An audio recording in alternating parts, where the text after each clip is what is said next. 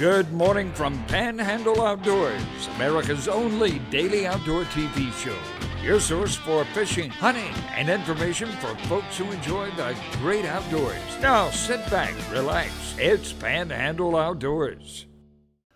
Good morning and welcome to Panhandle Outdoors. I'm Bill Allen, sitting again for Winston, who is thoroughly enjoying his retirement, causing me to work a little more.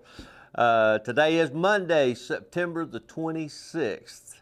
And let's first start with our weather brought to us by Haney Technical Center. High today, 84 with a low tonight of 72. The reason it's a little cooler, we got about a 70% chance of rain. And humidity's 72%, so we're not quite into fall yet. The tide range today, we're looking at a high at 7:05 this morning and a low at 5:08 this afternoon, with the tide movement of about 1 foot. So, if you can, weather permitting, great time to fish early and late today. Speaking of that, the peak times are this morning from 9:10 to 11:10, and then this afternoon from 7:10 to 9:10. We want to take a look again at the river readings. Appalach at Bluntstown is at 0.9 and holding steady, and the Choctawhatchee is at 2.4 and it's kind of settled in for the next 2 days. So, without being a broken record, it's low down there, and there's a lot of stuff sticking up. Keep those life jackets on and be careful, very careful running around down there. We want to go ahead and take this first break. We got coming back with a special guest. Welcome back. I am joined by a familiar face, my buddy Bill Shields. Drug him out this morning and had a fantastic. We had the opportunity and fantastic chance to go to the houseboat over the weekend and do a little fishing. It's always a treat to get to go down there. We were just laughing off stage. There's so many memories about that houseboat and how it got there. And some you can tell, some you can't. Yeah, well, yeah, yeah. But anyway, that's sitting on a barge, and we may have mentioned this before, and Winston's been dying to do a story and take some pictures, but that was drugged down there, after the war by your dad and uncle and a few guys? Yeah, it was at best early 50s. I mean, it has to be the longest running single houseboat down there. I'm sure there were some others down there at that time, but they probably all have fallen in the river by now. Yeah, but it's this amazing. was actually on a steel barge, so with watertight compartments. But it has served as home base for many fishing and hunting and trips down there. So it's always a treat to get to go. And if you remember the last time that Bill and I were on, I think we were talking about it was the last time we got the chance to go down there, that some genius, when we made a stop, stole a boat seat that I wound up throwing the other one away anyway. And I have meant to not finish that story, but to continue it. I've been remiss in saying something about, you can look that up later, remiss? Remiss, yeah. Okay. But shortly after that show aired, Jimmy Lumley, a good buddy of ours, with Lumley Plumbing, he called you, didn't he? Yeah. He got in touch with Bill to get in touch with me. And, this is talking about good stories and good people, especially who watch the show. Jimmy called, and he's a big fisherman. He's got beautiful boat offshore, fishes inshore. But he gets in touch with me through Bill and says, I've got a couple of boat seats. I mean, brand new boat seats that are really nice, not the cheap ones. Well, unlike you, he probably spent more than $20 for these boat seats. Well, he probably did. For the pair. For the pair. So he said, listen, they're just sitting in my storage shed, and he said, I'm not going to do anything with them. I think the boat that he bought, either he changed out seats or something. These were hardly used, and Jimmy called me, and I went over there and met him, and he gave me those seats. So once again, you actually got better boat seats for less money than you paid for sorry Well, boat yeah, seats. it worked out real well. And I don't know how that worked. So thank you, Jimmy. I know that I haven't mentioned it, and it's been a while, but you know that's just a typical of most of the people we've got around here that just looking at an opportunity to help somebody out. But and they they were really nice. So you know it's a pretty good plan. Pretty good plan, but thanks, Jimmy, and I appreciate the effort. So before we get into the fishing and a little bit of hunting we're going to talk about and things, most of you know Bill from Superior Dry Cleaners. Has been there for years and years. Is now a real estate agent with Century 21, and this is the time of year that a lot of people are looking for hunting property and things like that. And I know you guys have got access to quite a bit of it that we've been talking about. There's quite a bit of property in Northwest Florida that's good hunting, prime hunting property that's for sale. And of course, we've got some property that it's your property. It's funny that you mentioned that. Yeah, Here's where the shameless plug comes in, but yeah, we my son and I have the 40 acres we have in Caryville, which is really, really beautiful property. It's got a small pond on it. It's got a lot of big hardwoods, and we've killed some nice deer off of it, but we have decided to put that up for sale. Bill's handling that for us. Nothing wrong with the property. It's north of Caryville, and it's just I've got 3. Not north of Caryville. Between Vernon and Caryville. North of Vernon, I'm sorry. Yeah. It's somewhere up that way. It's one of the reasons I'm selling it. It's hard for me to find.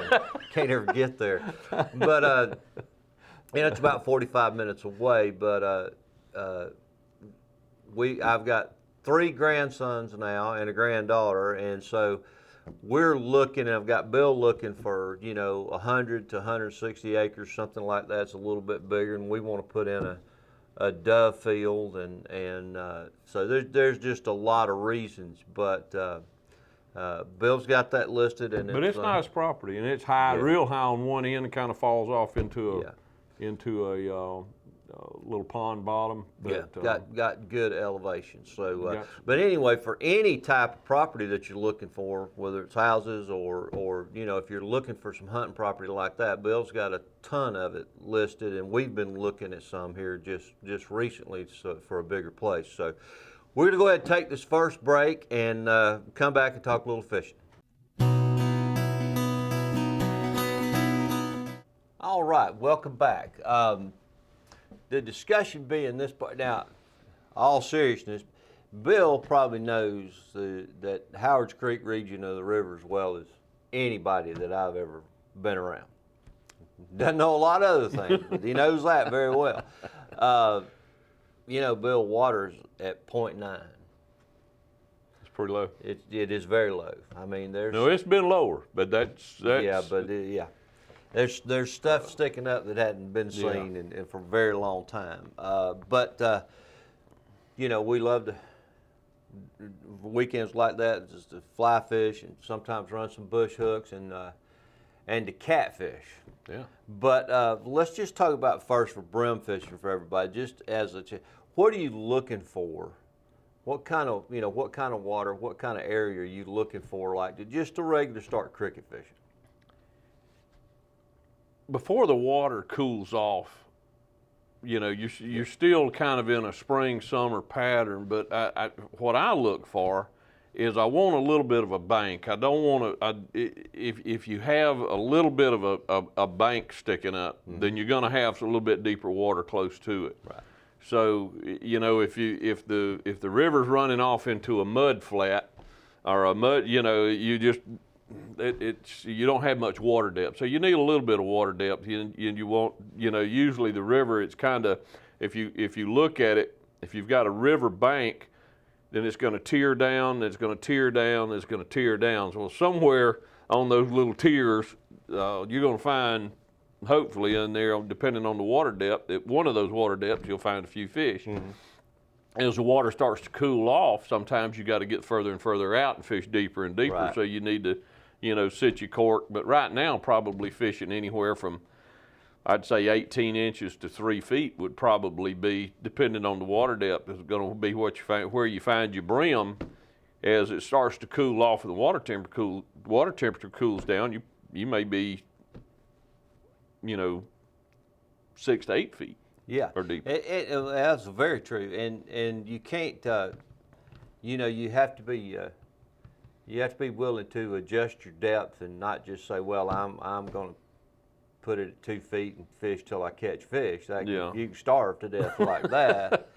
But just be willing to adjust your depth and looking for the eddies.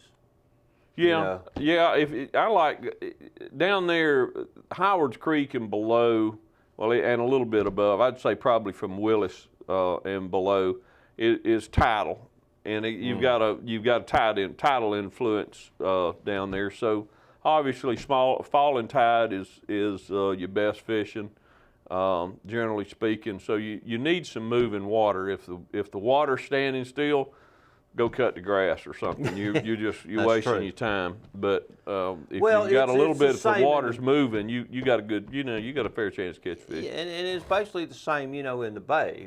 When you get to that point where the tide stops moving, it's time for lunch. It's time to go home. Go boat riding. The fish, it's not time for lunch for them. So, you got to have that moving water. Yeah. And a few years ago, when we started catfishing, down there, and I know you've done it before. I mean, we've been doing this probably for almost 40 years, but a lot of you know that I'm world famous for my ability to catch catfish in salt water that you don't want. I have been known to catch them on topwater plugs.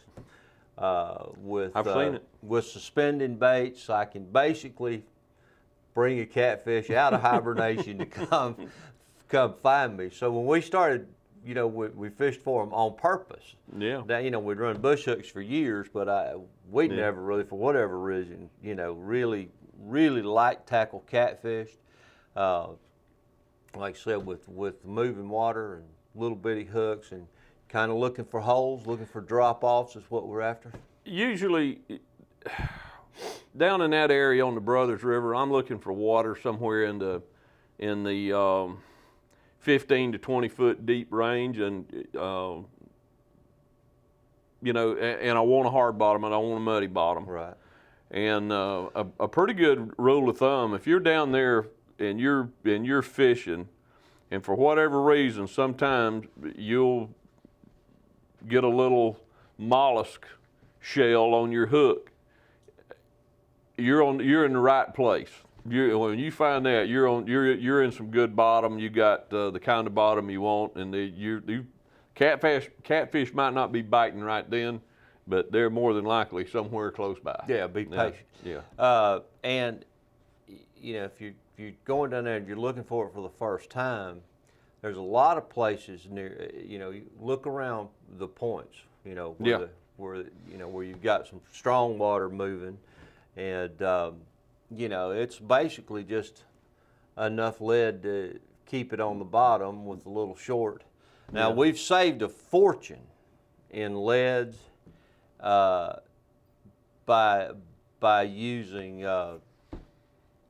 braided line. Braided line. I'm trying to spit that out, but you go ahead and use a swivel on it with your lead above the swivel, and then by using the braided line and fishing with those little like 7 Aberdeen hooks, wherever the size is, when you do get hung up, you could pretty much just pull and straighten that hook out. Well, not only that, but you can use for a leader, use some piece of fluorocarbon also, and you may break your hook off, you may break your line off, but you'll keep your lead. Your swivel will still be there. You may have to tie another leader on, but a little short piece of fluorocarbon. Yeah, good way to go. Typically, what we'll do is kind of position it where you got the boat anchored down crossways where you can fish off the side and get most of the time 4 rods out there and various lengths from the boat. But just by running over that hole, finding where it comes up, and then sitting back where you can go and just let it sit, and there'll be that little tap on it, And I mean, you'll catch small sizes of catfish down there. We've caught catfish that you're surprised that they could even get a hook in their mouth. They're so small. And then the other ones, you'll be sitting there catching 8, 10, 12-inch catfish, and all of a sudden you'll catch a flathead that's 20 pounds. I mean, it's just. But those about that size are all that I'm looking for. So, well, let's go ahead and take our break here, and then we're going to come back. We've got some good tips now that the hunting's coming on, and fishing's starting to change a little bit.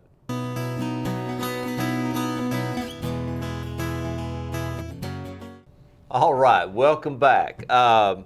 I'm stealing from Winston now, but he can afford it. He does those lists, of the to-do list at different times a year, and I think some of them are pretty cool because some of them you just don't think of. But there is one thing that I want to show you guys that I consider to be the greatest invention in the history, one of them in the history of man. It's called a G-force handle. It's a premium trolling motor cord.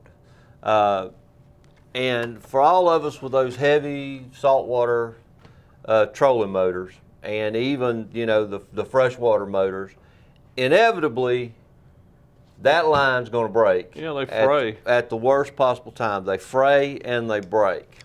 But this is a stainless steel nylon coated cable. It's got this heavy duty molded plastic handle. Robert Gustafson, a good buddy of mine that I used to dive with and fish with, a good friend of Jim Lewis's as well. I think he's the one that originally found these, and they are just a lifesaver. It comes with an attachment. It fits most trolling motors. This is not going to wear out on you, not going to break. It's stainless steel cable. Because the worst thing in the world is you're catching fish, you need to move boat, and you go to pick up your trolling motor, and it snaps on you. So now you're laying on the deck trying to fix that thing. And, I don't get paid for these or anything else, so this is not an endorsement for me. But these things are fantastic, and everybody out there has had one break. And they run, you find them on Amazon. I don't even remember where I got it from, which store I ordered it from, but they're around $30. And they never break at the house. Oh, the ones on there now? No, absolutely not. No, they're going to break at the most inopportune time. It looks fine. Oh. Yeah. So, and there's nothing worse than trying to get your trolling motor up with a broke cord. Oh, it's laying on the deck, trying to work a screwdriver in there and get enough to pull that thing up. And then your day's not over, so you got to do it several times. That's a great idea. This is one of those things that, man, I wish I'd have thought of that. Yeah, I know. You got to have one of these is all I'm telling you. That's fantastic. Yep. All right, well, let's talk about it. Hunting season's coming on. And one of the first things that I put on the list was check your license for expiration dates.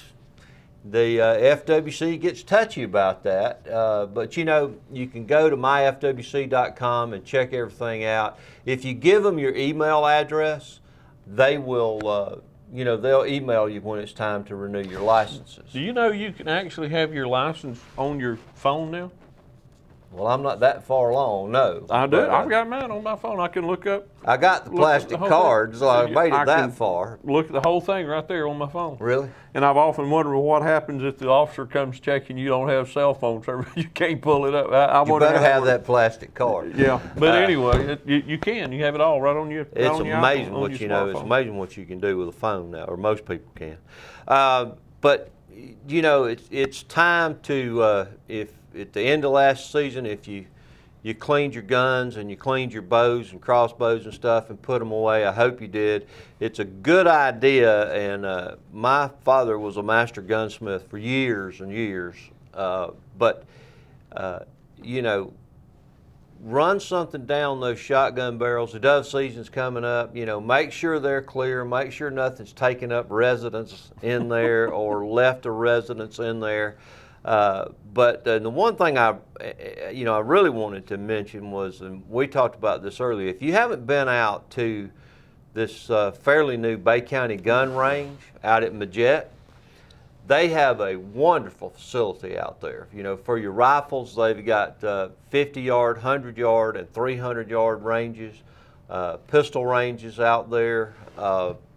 They've built a really nice facility. They've got shells. You can rent the lead sleds to shoot your rifles with, or to sight them in. They've got a very nice little shop out there, and it's like $10 a piece for the day.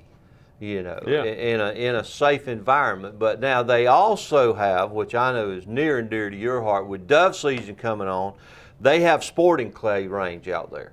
Yeah. And if you haven't shot sporting clays, that is absolute ball.